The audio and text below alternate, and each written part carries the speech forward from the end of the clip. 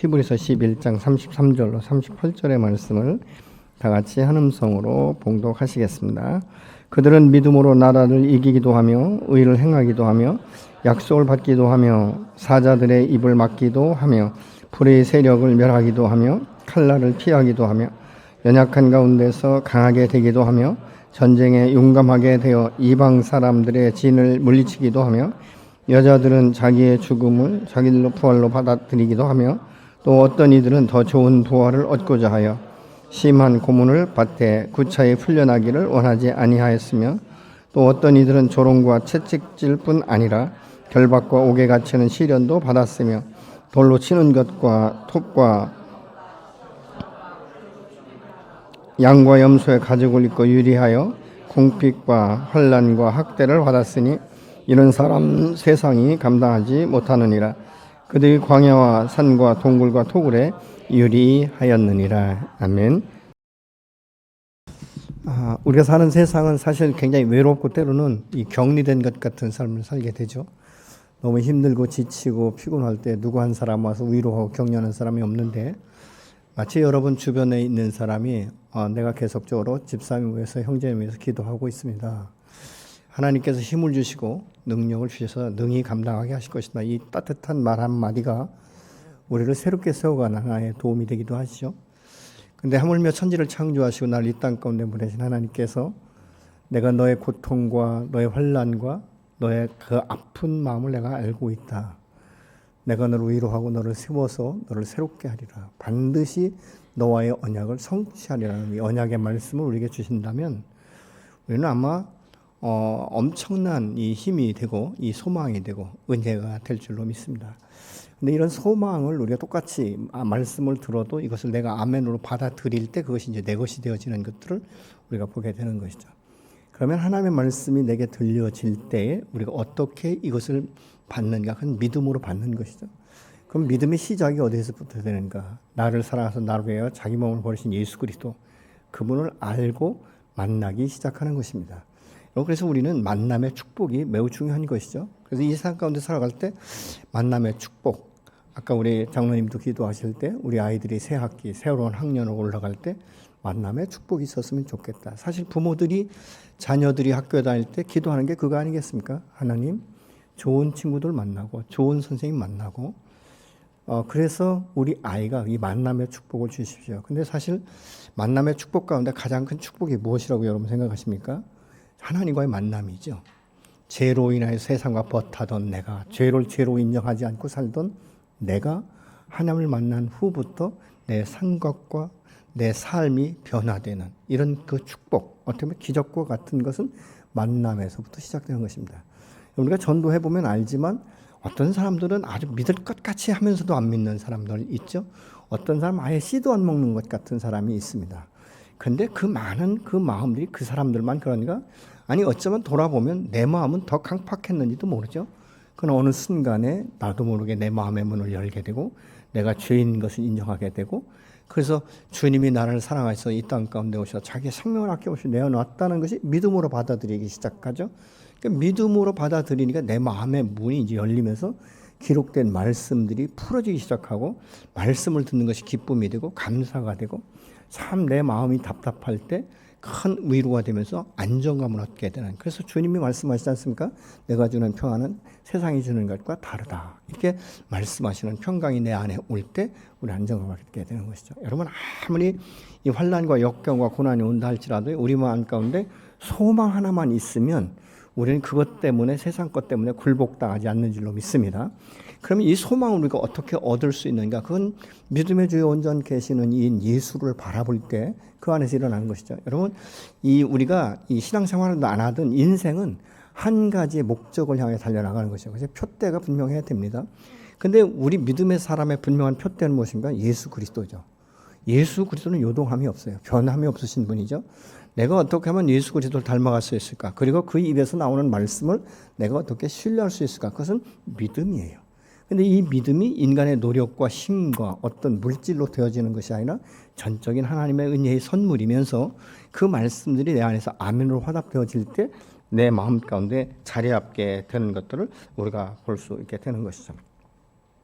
그래서 우리가 이 믿음의 이 선한 싸움을 싸울 때 내 안의 표대가 무엇인가를 우리 다시 한번 점검해야 되는데, 히브리서 12장 2절은 이렇게 말씀합니다. 그리고 우리의 믿음의 근원이시며 완성자이신 예수만을 바라봅시다.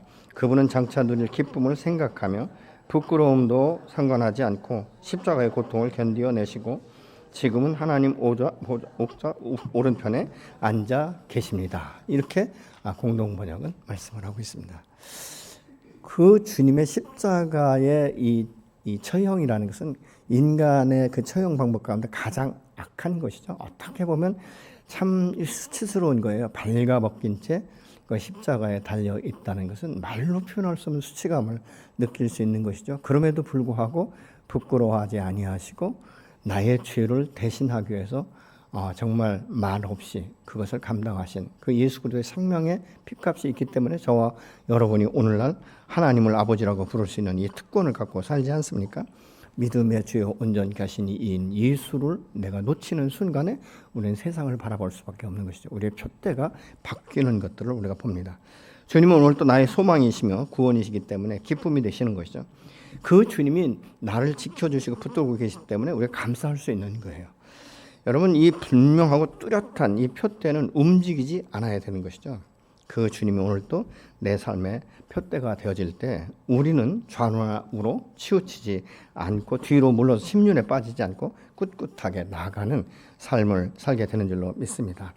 믿음의 경주자라고 해서 장애물이 없는 거 아니에요.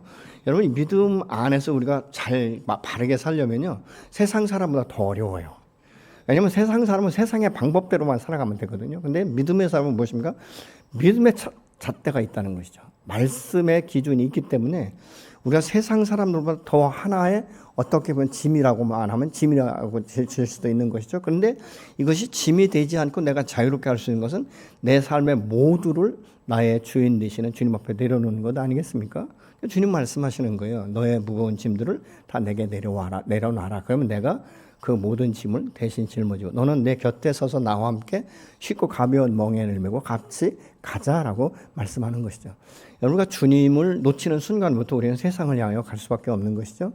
예수님께서 이 부활하셨다는 소문을 듣고 엠마오로 가던 두 제자들은 소문을 못 들은 게 아니에요. 예수님이 부활하셨다는 말을 못 들은 게 아닙니다. 더러 소문은 들었어요. 그렇지만 자기가 그거에 대한 확신이 없기 때문에 이제 자기 곳으로 향하여 가지 않습니까? 근데 그때 주님이 버려두시는 것이 아니라 바짝 곁에 붙어서서 말씀을 풀어내기 시작하는 거예요. 근데 이 말씀이 마음의 문이 안 열리니까 들리질 않는 거예요. 근데 떡을 떼고 축사하는 순간에 자기들의 영안이 열리면서 마음이 확 열리니까 지금까지 내 곁에서 말씀을 풀어주시던 이가 바로 부활의 주님이시구나 라는 것들을 깨닫는 순간 그들은 더 이상 세상으로 가지 않습니다. 그리고 다시 예루살렘으로 향하여 돌아오는 모습을 볼 수 있죠. 우리가 믿음의 사람이라고 하면 순간순간 말씀을 놓치고 그 십자가의 푯대를 놓쳐버리면 나도 모르는 사이에 세상 가운데 젖어들 수밖에 없는 거예요. 여러분, 아브라함을 떠났던 롯이 말이죠. 처음부터 소돔 고모라 그 죄악이 관영한 세상 가운데 들어가려고 하진 않았을 거예요. 근데 어떻습니까? 자기도 모르는 사이 순간에 자꾸 이 믿음을 놓쳐버리니까, 푯대를 놓쳐버리니까 여호와 하나님보다는 세상으로 향하고 결국은 모두를 망하게 하는 이런 결과를 초래하는 것들을 볼 수 있습니다. 여러분, 이런 사람들은 믿음의 사람 가운데도 많죠. 삼손 같은 경우는 어떻습니까? 참 말로 표현할 수 없는 그 안에 힘이 있었습니다. 낙이 턱 벼나가지고도 사람들을 쳐 죽이는 이런 역사들이 일어나잖아요. 그런데 나시린으로서 지켜야 될 도리를 지키지 않았어요. 어느 순간부터 나는 힘이 있고 나는 능력이 있기 때문에 이렇게 행동해도 내가 바로잡기만 하면 돼, 이런 생각으로 가득 차서 살다 보니까 자기도 모르게 자꾸 세상으로 향하여 가는 것을 보지 않습니까? 여인을 만났을 때 어떻습니까? 나는 진실을 말하지 않으면 돼, 적당히 넘어가면 돼, 이러면서 이제 수수께끼처럼 말을 하다가 결국은 뭐니까 한 번, 두 번 계속 반복하다 보니까 결국은 자기의 머리에 삭도를 대게 되는, 모든 힘을 잃고 나서도 그는 정말 이 머리에 삭도를 댔다는 걸 잃어버리고 내가 이전처럼 떨치리라고 말하고 있지만 능력이 나타나지 않는 것이죠. 무엇입니까? 오늘날도 우리가 주님과 깊은 관계 가운데 들어가지 않으면 우리는 세상 것에 취해서 살 수밖에 없는 것이죠. 내가 그리스도인이라고 말하고 있지만 능력과 권세가 나타나지 않는 것이에요. 그러면 우리가 어떻게 된가? 주님과 늘 함께 동행하는 삶, 늘 붙어 있는 삶. 그래서 주님과 관계하는 삶을 살아야 되는 줄로 믿습니다. 여러분, 우리가 믿음의 사람이 말이죠. 세상 가운데 살 때 어떻게 우리가 살면 믿음 안에서 바르게 살 수 있는가? 그것은 우리의 믿음을 큰 것을 요구하지 않죠. 아주 작은 믿음. 예수님 뭐라고 말씀합니까? 너희 안에 겨자씨만한 믿음만 있어도 이 산을 들어서 옮길 수 있다. 이렇게 말씀하고 있지 않습니까? 여러분, 이게 저는 처음에 이 말씀을 들을 때 믿어지질 않았어요. 어떻게 산을 옮겨요? 근데 그것은 어떻게 보면 이 눈에 보이는 것이나 영적인 부분 아니겠습니까? 인생의 무거운 산과 같은 이런 것들이 내 앞을 가로막을 때 이것을 어떻게 헤쳐나갈 수 있는가? 이것을 어떻게 통과할 수 있는가? 이런 것이죠. 그래서 마태복음 17장 20절은 이렇게 말씀합니다. 너희의 믿음이 작은 까닭이니라. 진실로 너희에게 이르노니 만일 너희에게 겨자씨 한 알만큼만 있어도 이 산을 명하여 여기서 저기로 옮겨지라 하면 옮겨질 것이요 또 너희가 못할 것이 없으리라. 여기서 말하고 있는 이 작은 알갱이, 사실 겨자씨는요 이렇게 볼펜으로 점 하나 찍어 놓은 것 같아요. 그런데 그 안에 뭐가 있냐면 생명체가 있는 거예요. 생명의 씨앗에 눈이 있다는 거예요. 여러분, 생명체가, 생명의 씨앗이 눈이 있으면 땅에 심겨지면 언젠가는 일어나는 것이죠. 이 농사를 짓는 분들은 아마 알 거예요. 시골에서 사신 분들은 알 거예요. 감자를 심을 때요, 아무리 커도 눈이 없으면 감자는 썩어버립니다. 근데 작은 감자를 할지라도 눈이 있으면 그곳에서 싹이 나고 나중에는 이것이 성장하면서 많은 감자의 열매를 맺게 되는 것을 우리가 볼 수 있는 것이죠. 우리의 믿음도 그렇다는 것이죠. 우리의 눈으로 볼 수 없고 손으로 만질 수 없지만 내 안에 예수 그리스도의 영, 이 생명체가 있으면 그곳에서 반드시 믿음의 싹이 되는 것이고 이것이 지속적으로 되다 보면 견고한 믿음 안에서 우리가 성숙된 그리스도의 삶을 살아갈 수 있도록 역사하시는 줄로 믿습니다. 그러면 이런 믿음은 어디에서 생기는가? 저절로 떨어지지 않는 것이죠. 내 노력으로도 되지 않는 거예요. 그것은 무엇입니까? 하나님의 은혜의 선물, 여기 은혜 안에서 진다는 것입니다. 그렇기 때문에 이 하나님의 은혜 안에 내가 잠겨 있으면 무엇이 달라집니까? 이전에는 내 힘과 내 노력과 내 주변의 사람들 아니면 어떤 물질로 인해서 이것을 극복했지만 주 안에서는 성령이 내 안에 계신 것이죠. 그래서 이 계시로 기록된 말씀들은 인간의 지식과 지혜로는 풀어낼 수 없어요. 근데 내 안에 성령이 계시면 이 말씀이 어떠한가를 연구하고 주님 앞에 기도할 때 말씀을 풀어내는 이 지혜와 지식을 저와 여러분에게 주시는 줄로 믿습니다.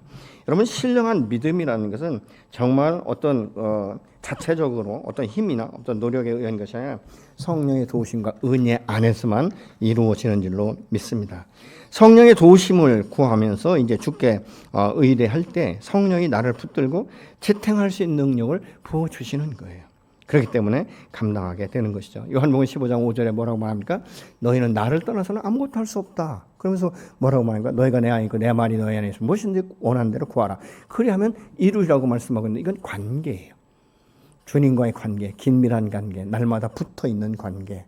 이것이 떨어지면 어쩌다 한번 여러분 그것은 내가 느낄 수 없는 것이고 내 마음 가운데 확신도 가질 수가 없는 것입니다. 우리의 작은 믿음이 큰 불을 일으킬 수 있도록 주님 앞에 우리는 믿음을 더해달라고 기도해야 되는 것입니다. 누가복음 17장 5절을 보시겠습니다. 사도들이 주께 여짜오되 우리에게 믿음을 더하소서 하니. 여러분, 이 사도들은 주님과 함께 늘 붙어서 교제하던 사람들이에요. 그런데도 주님 앞에 뭐라고 말합니까? 주님, 우리에게 믿음을 더해 주십시오. 이렇게 간구하지 않습니까? 여러분 어떻습니까? 기도하실 때 하나님 내게 믿음을 더해 주십시오. 하나님 내가 당신의 말씀, 소망의 말씀, 정말 내게 언약의 말씀으로 주신 이것을 믿음으로 끝까지 인내하고 감당할 수 있도록 주님 내게 믿음을 더하여 주옵소서. 이 기도가 저 여러분 안에 있어져야 될 줄로 믿습니다. 여러분, 주님이 우리에게 더하시는 믿음은 스스로 느낄 수 없어요. 손으로 만질 수 없고 볼 수 없어요. 그런데 언제 나타납니까? 믿음으로 선포할 때마다, 믿음으로 순종할 때마다 이런 역사가 일어나요. 여러분, 모세는요 자기 얼굴에 광채가 나는 거 몰랐어요. 그리고 여호와께서 말씀하시는 대언할 때 그것이 그대로 이루어진다는 걸 눈으로 보진 않았습니다. 근데 믿음으로 선포했는데 하나님의 말씀대로 선포하니까 그대로 이루어지는 것들을 우리가 성경을 통해서 볼 수 있지 않습니까? 여러분, 백부장은 이방인이었어요.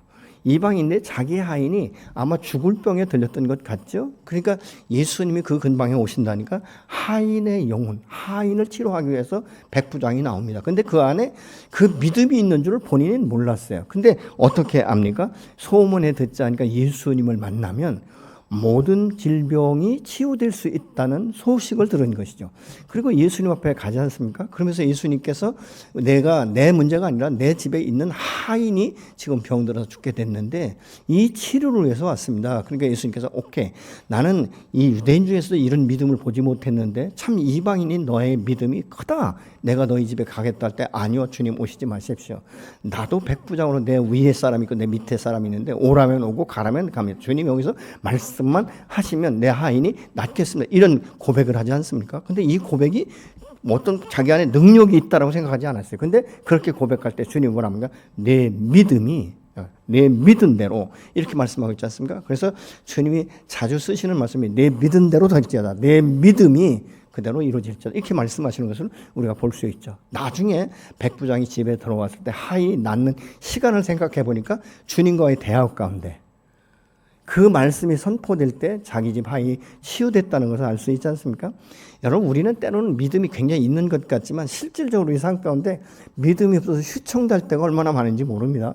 근데 이게 내가 눈으로 볼 수 없지만 이 어떤 믿음, 이것이 건강하고 아주 강력한 믿음, 이 능력이 나타나는 믿음은요, 평소에 내가 느끼지는 못하는데 평소에 내가 주님과 어떻게 관계했느냐에 따라서 결과가 달라지는 것을 볼 수 있어요. 여러분, 하늘의 크고 비밀한 것들을 우리가 깨달을 수 있는 것이 무엇입니까? 주님과 늘 깊은 교제 가운데 있어지는 것들을 우리가 볼 수 있게 되는 것이죠. 그래서 이 믿음은 그 역사하는 힘이 큰 거예요. 그래서 히브리서 11장 33절에 그들은 믿음으로 나라를 정복하고 정의를 실천하고 또 약속된 것을 받고 사자의 입을 막고 불의의 세력을 멸하기도 하며 이렇게 말씀하고 있습니다. 그러면서 뭐라고 할까? 이기는 이것에 대해서 말씀하고 있죠. 예수 그리스도의 그 보혈의 공로로 제사함 받지 못한 사람들은요, 하나님을 의식조차 하지 못합니다. 그런데 문제가 생기면 두려워하고 위축되어서 힘이 없고 능력도 없다는 것을 알게 되는 것이죠. 그래서 굉장한 공포감에 사로잡히기도 하고 그 마음의 근심과 걱정이 떠나지 않아서 밤잠을 이루지 못하는 것을 우리가 볼 수 있는 것입니다. 그러나 믿음으로 거듭난 하나님의 자녀들에게는 하나님의 특별한 은혜를 더하시기 때문에 균형과 조화를 이룰 수 있는 거예요. 그렇기 때문에 하나님께서 지혜와 지식을 더하시면서 이것을 극복할 수 있는 소망의 말씀을 주기 시작하는 것이죠. 여러분, 우리가 인생을 살면서요, 서로 관계하는 가운데 살게 되는데 믿음은 또 다른 관계를 맺게 만드는 것입니다. 바로 예수 그리스도 안에서 십자가의 보혈로 거듭난 하나님의 자녀들은 자녀의 이 몸으로 이제 하나 된 이 사람들은 정말 이삭과 야곱의 자녀들을 축복한 것 같이 그 자녀들을 축복할 수 있는 이 권세, 이런 것들이 주어지게 됩니다. 요셉 같은 경우에는요, 정말 그는 아버지의 편애를 받았기 때문에 집에서 다른 형제들이 많은 일들을 했어요. 요셉은 별로 일도 안 했던 사람이죠. 채색옷을 입었죠. 굉장히 분리된 삶을 살았어요. 근데 이 형들이 시기하는 마음 때문에 어느 하루 아침에 그냥 애굽의 노예로 팔려가지 않습니까? 여러분, 시골에서 살아도요, 이 일을 해본 사람은, 어려서부터 일을 해본 사람은 일하는 게 별로 어렵지 않아요. 근데 이 일을 한 번도 하지 않은 사람은요, 일하는 게 얼마나 힘든지 모릅니다. 정말 그거는 말로 표현할 수 없는 이 고통이에요. 그러니까 이런 것들을 우리가 볼 수 있게 된다는 것이죠. 그러면 요셉은 어땠겠는가 한번 생각해 보시죠. 부모로부터도 존중받고 일하지 않던 아주 편한 이 삶을 살던 사람이 어느 날 노예가 됐는데, 여러분, 노예를 누가 그렇게 집에서처럼 보호해주고 보존시키는 사람이 어디 있어요? 노예는 뭐죠? 막노동하는 거예요. 시키는 대로 하는 거예요. 주인의 마음에 들지 않으면 이때 당시에 팔아버릴 수 있는 것이고, 뭐 살고 죽는 것이 주인의 손에 달려있지 않습니까? 그런데 요셉은 밟으면 밟히고 죽인다고 하면 죽을 만큼 완전히 낮은 자로 이렇게 되지 않습니까? 근데 그렇게 밟히고 그렇게 낮은 자리에 있어도 요셉 안에 움직일 수 있는 부동한 것이 하나 있었는데, 주님이 주신 꿈이에요. 하나님이 주신 꿈, 이것이 소망이 되는 거예요. 어떤 우겨쌈을 당해도 내 하나님이 주신 꿈은 반드시 이루려는 이 믿음이 있었던 것입니다. 그렇기 때문에 그가 그렇게 연단받고 나서 나중에 이제 애굽의 총리가 되지 않습니까? 근데 총리가 되었을 때 이 요셉의 마음 가운데 넉넉한 마음, 이 용서하는 마음이 없었으면 형제들이 곡식을 구하러 왔을 때 바로 잡아서 죽일 수도 있는 거예요. 형제들이 요셉을 처음에 못 알아보지 않습니까? 자기의 꿈대로 그들이 이제 와서 절하는 이런 그 모습들도 볼 수 있지 않습니까? 그런데 요셉은 그거에 대해서 묶이지 않아요. 왜냐하면 이미 하나님과의 그 소통 가운데 이것을 풀어놓기로 결정한 것이죠. 용서하기로 결정을 한 것입니다. 그것만입니까? 자기의 부모가 아니라 이제 이스라엘 백성들 그 고센 땅으로 인도하는 이런 역사들을 일으키는 것들을 우리가 볼 수 있게 되는 것이죠. 여러분, 하나님의 사람은 복인이에요. 어느 곳에든지 축복을 감당하고 다른 사람들에게 선한 영향력을 끼칠 수 있어야 되는데, 이 선한 영향력을 끼칠 수 있는 것은요, 믿음의 사람 안에 두 나라가 존재하는 거예요. 하나는 내 안에 있는 나라와 내 밖에 있는 나라. 내 안에 있는 건 내 육체적인 것을 말하고 있고, 밖에 있는 것은 세상을 말하고 있는 것이죠. 그래서 우리는 예수 안에서 내 육체를 쳐서 복종할 수 있도록 자기의 육체를 다스릴 수 있는 이 모든 것들을 주님 안에서 이루어져야 되는 것이죠. 근데 세상은 어떻습니까? 세상은 내 힘으로, 내 능력으로 할 수 없어요. 그래서 이 사도 바울 같은 경우도 뭐랍니까?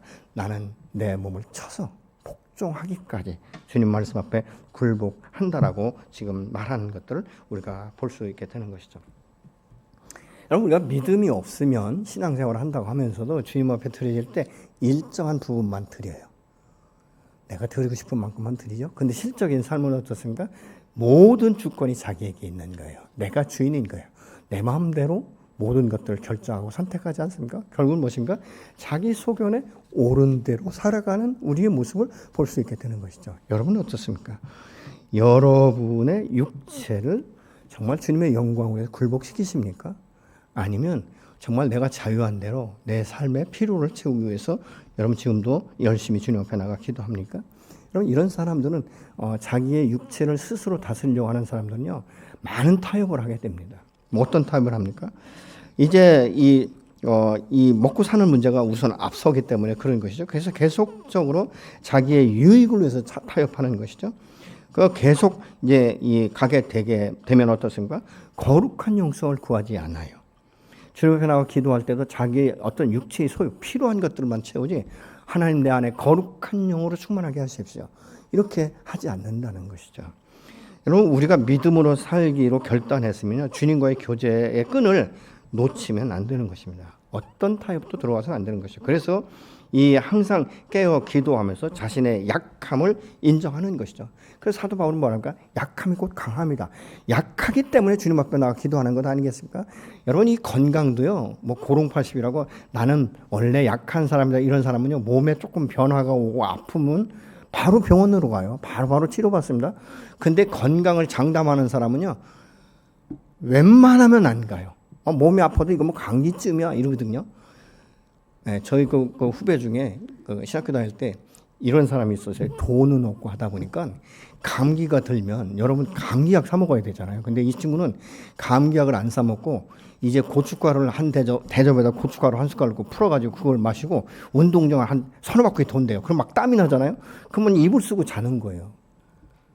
근데 나중에 보니까 이분이 그런 것들이 계속 쌓이다 보니까 결국은 육체적으로 무너져서 목회를 그만두시더라고요.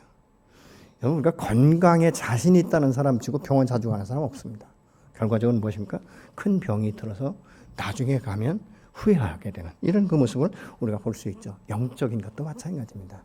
눈에 보이는 것 아닙니다. 서서히 잠시 기억하는 것이 바로 어둠의 영의 그 아주 믿음의 사람들을 이 잠식하는 그런 계략인 것을 우리가 볼 수 있는 것이죠. 여러분, 믿음의 기도는요, 메아리조차도 들리지 않아요. 그러니까 허공을 치는 듯한 막연한 소리에 불과한 것이죠.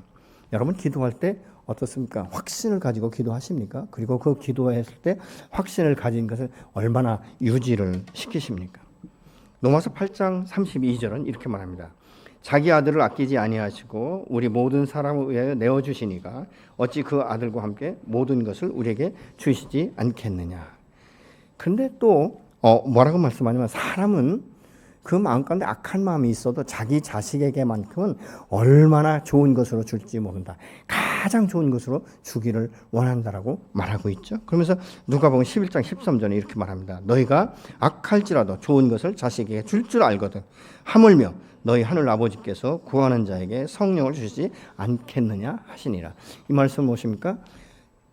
죄가 없으신 독생자 예수 그리스도의 생명을 아낌없이 내어주시니까 오늘날 너희가 하나님과 함께 동행하고 하나님 편에 서서 하나님의 영광을 드러내기 원한 이 삶으로 몸부림칠 때 하나님께서 너에게 좋은 것을 주지 않겠느냐는 것입니다. 여러분, 기도는요, 나아갈 때 확신을 갖고 기도해야 되는 거예요.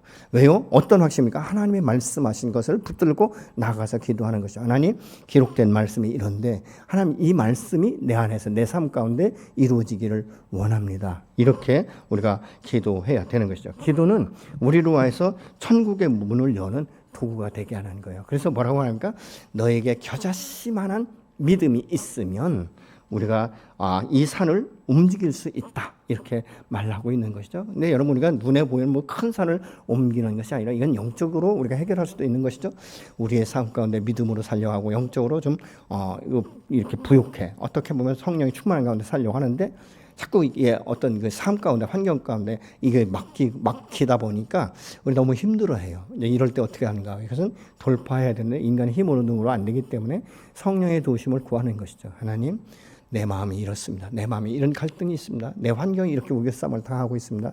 나는 믿음을 지키기를 원하고 있는데 주님, 내 힘으로는 능으로는 할 수 없사오니 주님 도와주십시오. 그러면 주님께서 때로는 세미한 음성을 통해서 말씀하고 우리가 성경을 읽는 중에 말씀이 내 안에 레마의 말씀을 확 다가와서 이 말씀을 내가 의지할 때 큰 힘이 되는 거예요. 위로가 되는 거예요. 그럼 뭐예요? 인내할 수 있게 되는 거예요.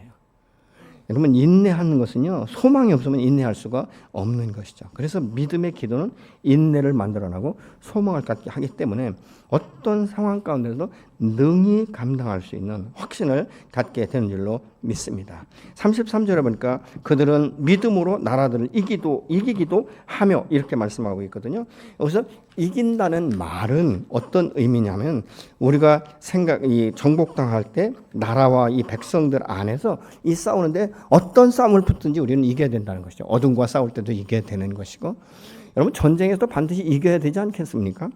그러니까 이런 전쟁이 일어날 때 우리가 이기지 못하면 죽을 수밖에 없는 것이죠. 그렇기 때문에 반드시 이겨야 되는 것입니다. 우리가 이 생각할 수 있는 것은 정복당한 나라들이 하나님의 백성 이스라엘을 막았을 때 하나님의 약속의 땅에 들어가지 못하게 하려고 이제 계속적으로 방해하던 것을 우리가 성경을 통해서 알 수 있지 않습니까? 이 일을 영적으로 이해하면 우리가 오늘날 기업을 물려받는 사람으로 지금 누려야 할 것을 지금 이야기하고 있는 것이죠. 어떻게 이런 것들을 우리가 기업을 누릴 수 있는가? 그것은 믿음은 바라는 것들의 실상이요, 보지 못하는 것들의 증거다라고 분명히 말씀하고 있지 않습니까? 그러나 우리를 방해하는 이 강력한 원수들인데 이것들을 반드시 우리가 이겨내야 되는 것이죠. 그러면 그리스도인들이 반드시 어떻게 이겨내야 되는가? 그것은 한 나라는 내 속에 있고 한 나라는 밖에 있는 거예요. 아까도 말씀드렸지만 그러면 내 안에 있는 것은 무엇입니까? 육체와 또 밖에 있는 것은 세상이지 않습니까? 사도 바울은 고린도 전서 9장 27절에서 이렇게 말합니다. 내가 몸을 쳐 복종한다, 이렇게 말하고 있지 않습니까? 육체를 쳐서 복종시켜야 된다. 육체의 소욕, 탐욕, 정욕, 이런 모든 것들은 저절로 없어지는 것이 아니라, 기도한다고 없어지는 것이 아니라 내 몸을 쳐서 복종시켜야 된다. 불복 당할 때까지 해야 된다는 것이죠. 내 몸을 이제 전과 같이 불법에 내어주지 않고 의에게 종으로 내어줘야 된다는 것입니다. 그래서 이것을 로마서 6장 19절은 이렇게 말합니다. 너희의 육신이 연약함으로 내가 사람의 이해대로 말하노니 전에 너희가 너희 지체를 부정과 불법에 내어주어 불법에 이룬 것 같이 이제는 너희 지체는 의에게 종으로 내어주어 거룩함에 이르라. 내가 어떤 방향으로 내어주느냐, 이거에 따라서 결과가 달라진다는 것이죠. 우리가 세상에 살 때는 세상 속에 살기 때문에 어쩔 수 없어요. 그건 누구든지 마찬가지입니다. 왜냐하면 우리 안에 정확한 표대가 없었어요. 잣대가 없었어요. 기준이 없었단 말이죠. 그러니까 세상이 다 기준이었어요. 그러니까 우리는 옛사람의 정서는 항상 세상 가운데 내가 어떻게 하면 이길 수 있는 거예요. 세상 가운데 어떻게 하면 내가 잘 살 수 있는 거예요. 이런 쪽이 우리 인생의 목표였다면, 예수 그리스도 안에 들어오면 내가 이제는 하나님의 자녀로서 어떻게 하나님 나라를 확장시키고 하나님의 영광을 위해서 살 것인가. 그리고 내가 세상의 복이 아니라 세상에 살지만 하나님 안에 하나님이 주시는 이 복을 통해서 세상을 지배하고 다스릴 수 있는 이 권세와 능력을 얻을 수 있는가. 이것 쪽으로 이제 우리는 방향성을 돌려야 된다는 것이죠. 내 시선과 내 생각이 과거의 옛사람의 정서가 아니라 이제 새 사람으로 되었기 때문에 새 영으로 충만해질 수 있도록, 이제는 세상의 법이 아니라 하나님의 법을 내가 따라갈 수 있도록 우리가 주님과의 교제 가운데 들어가게 되는 것이죠. 여러분, 우리가 이 싸움에서 성령의 도우심이 없이는 우리가 이길 수 없어요. 그래서 이 죄악의 본성을 이겨야 하는데, 우리가 이것을 이기지 못하면 어떻습니까? 아까도 말씀드린 롯처럼 되는 거예요. 롯은 아브라함과 이별했을 때 자기가 죄악에 관영한 소돔 속에 들어가리라고는 꿈에도 생각하지 못했을 것입니다. 그런데 한 걸음 한 걸음 들어가다 보니까 죄가 관영한 완전한 소돔 한 복판에 서 있는 자신의 모습을 발견하게 되지 않습니까? 근데 그게 언제까지 이 롯이 그것을 생각하지 못하고 끊지 못합니까? 심판의 날에 임할 때까지 몰랐어요. 심판의 날이 임하니까 그때서야 자기가 알게 되는 것이죠. 그러니까 자기 주변의 사람들에게 영향력을 주지 못했습니다. 심지어는 자기 사위 될 사람들에게도 이 성이 멸망하니까 나와 같이 나가자 할 때, 아이 아버님 왜 농담하세요? 이렇게 이야기하는 것들을 우리가 볼 수 있죠. 믿음의 사람은요, 주변에 선한 영향력을 끼칠 수 있어야 돼요. 어떻게 해요? 생명의 영향력을 주는 것이죠. 우리가 이 세상 가운데 그리스도인답게 살 수 있는 것은 무엇인지 아십니까? 내 안에 분명한 선이 있어야 되는 거예요. 이 세상과 짝하지 않는, 세상과 벗하지 않는. 그러려면 어떻게 됩니까? 하나님과 벗하고 하나님과 짝하고 하나님과 가운데 매일매일 살아야 돼요. 여러분, 이스라엘 백성들이 광야에서 매일 만나를 먹지 않습니까? 한 번에 한 주 것을 많이 모아온다 해도 다음날 모두가 다 썩어버리기 때문에 가야 되는 것이죠. 여러분, 그러니까 주님과의 관계는 일주일에 한 번으로 흡족할 수 없는 거예요. 매일매일 집이든지 어느 곳에 있든지 하나님의 말씀을 보고 기도하는 시간을 갖고 주님께 질문하고 어떤 상황 가운데 있을 때 내 마음대로 결정하는 것이에요. 하나님, 이 상황 가운데 내가 어떻게 해야 되는지 주님 분별력을 주십시오. 지혜가 저는 부족합니다. 아직도 믿음이 없습니다. 믿음이 연약합니다. 솔직하게 이야기해야 되죠. 여러분, 사람은 사람 앞에서 자기를 좀 과신하고 싶은 마음이 조금씩 있어요. 그래서 굉장히 믿음이 있는 것처럼 말하고 있지만 실제적으로는 그렇게 안 된다는 거죠. 그래서 하나님 앞에 먼저 정직하면 사람 앞에 정직할 수 있어요. 하나님 앞에 정직하지 못하면 사람 앞에 정말 정직하는 것도 굉장히 힘든 이런 그 모습들을 우리가 볼 수 있게 되는 것이죠. 세상을 압도하는 것, 이것은 자신의 연약함을 인정하기 시작해야 돼요. 아니, 나는 연약합니다. 나는 부족합니다. 나는 믿음이 없습니다. 그래서 당신의 도움이 100% 필요합니다. 약한 것을 알수록 주님과 더 깊은 관계에 들어갈 수밖에 없어요. 내가 지혜가 부족합니까? 그럼 세상 사람과 비교할 때 지혜가 부족하면 후회 주시고 꾸짖지 아니하시는 하나님, 지혜를 우리가 구할 수 있지 않습니까? 여러분, 우리가 믿음이라는 것은요, 한번 요령을 피기 시작하면 끝없이 요령이 나와요. 그런데 주님 앞에 나갈 땐 단순해야 돼요. 요령이 필요 없습니다. 정직하면 됩니다. 하나님, 나 믿음 없어요. 하나님, 나 부족해요. 당신을 더 알고 싶어요. 주님, 말씀을 아무리 읽어도 이게 이해가 되지 않아요. 풀어지지 않아요. 내게 지혜를 주십시오. 이 말씀이 풀어지기를 소망합니다. 여러분, 이런 마음을 가지고, 간절한 마음을 가지고 주님 앞에 기도하다 보면요, 어느 순간부터 이 말씀이 풀어지기 시작해요. 이해가 되기 시작해요. 그리고 먼저 봤던 말씀이 연결이 되기 시작합니다. 참 이게 기가 막힌 거예요, 여러분. 이게 주의 말씀을 하루에 다 읽어버린다고 해서 다 이게 읽어지는 게 아니고요. 이 말씀을 지식으로 아는 것보다 서로 연결될 수 있는 이걸 연결고리를 찾아가는 거예요. 이게 얼마나 중요한지 모릅니다. 그렇기 때문에 오늘 말씀이 말씀으로 이어지는 것들을 보죠. 이단들과 이야기를 하다 보면 이단들은요, 꼭 필요한 말씀만 암송을 해요. 그 옆에 구절도 모릅니다. 그렇기 때문에 때로는요, 이 구절에서 이 구절까지 당신은 어떻게 생각합니까? 이렇게 질문하면 대답을 잘 못해요. 그러니까 믿음의 사람은 어떻습니까? 사방으로 연결된 이 말씀들이 서로 연합이 되기 시작하고 연결이 되기 시작하면요, 이 말씀 앞에 엄청난 파워가 일어나기 시작하는 거예요. 이런 역사들이 우리 안에 일어나야 되는 것이죠. 그래서 우리가 작지만 매주 성경 구절을 한 구절씩 자꾸 암송하잖아요. 여러분, 52주 동안에요, 여러분 암송이 1년 한 29절만 암송이 되면 10년이면 200구절입니다. 여러분, 200구절 암송하면요, 어느 곳에 가도 우리가 기도할 때도 그렇고 이단들과 이야기할 때도 그렇고요, 전혀 빠지지 않습니다.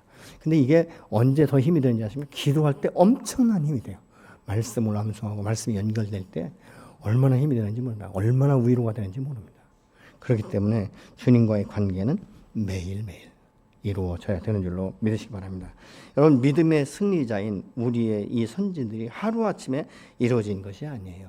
여러분 여리고성을 점령했던 이 여호수아는 하나님의 말씀 앞에 매일 한 바퀴씩 돌고 마지막에 나팔을 불며 그 7바퀴 돌라고 이게요 갑자기 된 거 아닙니다. 여호수아는 모세 곁에 서서 모세를 수종드는 종으로 살았어요. 그래서 모세가 하나님과 만나는 것도 보았고 모세가 말씀을 선포할 때 그 안에서 역사하는 것들을 이 여호수아는 잘 본 사람이에요. 그렇기 때문에 이 모세가 죽고 여호수아가 후계자가 됐을 때 그 말씀을 붙들고 선포할 때 이루어지는 것들을 경험한 사람이지 않습니까? 우리의 신앙은 하루에 갑자기 성장하지 않습니다. 매일 조금씩 보이지 않는 것처럼. 어느 순간에 어떤 때는 이럴 때가 있어요. 내가 이런 믿음이 있었나? 이런 생각이 들 때가 있지 않습니까? 야, 참 나도 모르게 이제 내가 많이 컸구나. 이런 생각들을 우리가 할 때가 있는 것이죠. 지금 성경에 나와 있는 21장에 나와 있는 이들은 우리와 똑같이 몸을 가진 사람들입니다. 근데 우리의 똑같은 몸을 가지고 있으되 뭐가 다릅니까? 그들은 하나님을 향한 믿음이 있었다는 것이죠. 여러분 이 다니엘 같은 사람은요 어렸을 적부터 이제 이 타국에 갔지만 어떻습니까? 이 왕의 상에서 내려온 진미를 먹지 아니하고 채식을 먹기로 결정하는데 나는 죽으면 죽었지 나 이거 안 먹을 거야 이렇게 말하지 않습니다. 일정한 기간을 정해놓지 않습니까? 시험해 보십시오. 근데 이렇게 시험해 보십시오 할 때 그 다니엘의 마음과는 확신이 있었어요. 내가 하나님의 영광을 위해서 하나님의 말씀을 지키기 위해서 이렇게 하는 것에 대해서 하나님의 책임지라는 확신이 있었죠. 그 채식을 먹였더니 어떻습니까? 진미상에서 나오는 그 음식을 먹은 사람보다 오히려 더 얼굴이 환해지고 다른 것들을 보게 되지 않습니까? 이 다니엘은요 어떻습니까? 그 어렸을 적에 그게 아니고 여러분 다니엘 이 친구들은 어떻습니까? 불 속에 들어간다 할지라도 말할 때 뭐라고 말하죠? 내 하나님의 영광을 위해서 내가 죽을 수도 있다. 불에 타 죽을 수도 있다. 그러나 내 하나님이 지키시면 아무리 극렬히 타는 풀목 가운데 들어간다 할지라도 내 하나님은 지키실 것이다. 그 불이 이 다니엘의 세 친구의 믿음을 이기지 못하지 않습니까? 눈썹 하나 그을리지 않았다고 말하고 있죠. 또 다니엘은 어떻습니까? 왕의 조서가 있었어요. 어인이 지켰습니다. 이건 변기할 수 없는 거예요. 근데 그는 그것이 다 알고 있으면서도 하루에 3번씩 습관을 조차 예루살렘에 예배드렸다라고 말하고 있지 않습니까? 그것 때문에 다니엘이 사자굴에 들어갔어요. 여러분 사자는요 먹이가 떨어지기도 전에 다 받아 먹어버리는 거예요. 그런데 하나님께서 사자의 입을 막아버리시잖아요. 여러분 이거는 하나님의 역사가 아니면 도저히 이해할 수 없는 거예요. 이걸 어떻게 우리가 인간이 이해할 수 있습니까? 그러면 그 사자가 배불렀는가? 아니에요. 다음에 이 다른 사람을 넣을 때 그냥 땅에 닿기도 전에 받아 먹는 이런 것들을 보지 않습니까? 근데 다니엘이 얼마나 큰 영향력을 씁니까? 그 이방의 왕이 말이죠. 밤새도록 가물을 즐기지 않습니다. 술도 먹지 않습니다. 밤을 새웠어요. 그래서 올라갈 때 뭐랍니까? 하나님의 사람 다니엘이야. 내 하나님이 널 지켰느냐고 질문하는 모습을 볼 수 있지 않습니까? 얼마나 큰 영향력입니까? 여러분 믿음의 사람은 이런 영향력을 줄 수 있는데 어떻게 해야 되는가? 우리의 마음 가운데 정확한 선이 있어야 돼요. 나의 표대가 되시면 나의 생명이 되시는 예수 그리스도. 그분을 놓치면 안 되는 거예요. 여러분과 이 험악한 세상 가운데 잠깐만 한눈을 팔면 나도 모르는 사이 세상 가운데 벌써 미끄러져 들어가 있는 것을 보지 않습니까?